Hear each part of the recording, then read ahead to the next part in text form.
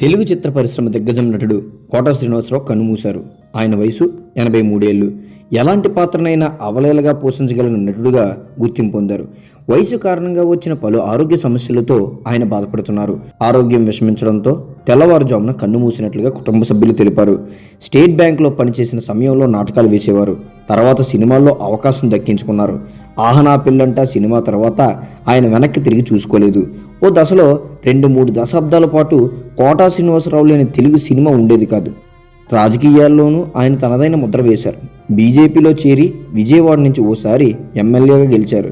తర్వాత రాజకీయాలకు దూరమయ్యారు, కానీ మరో పార్టీలో చేరలేదు.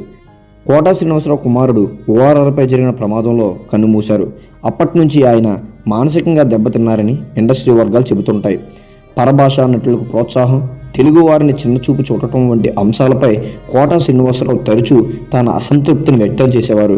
తెలుగు నటులకే తెలుగు ఇండస్ట్రీలో ప్రోత్సాహం ఇవ్వాలనేదే ఆయన చివరి కోరిక.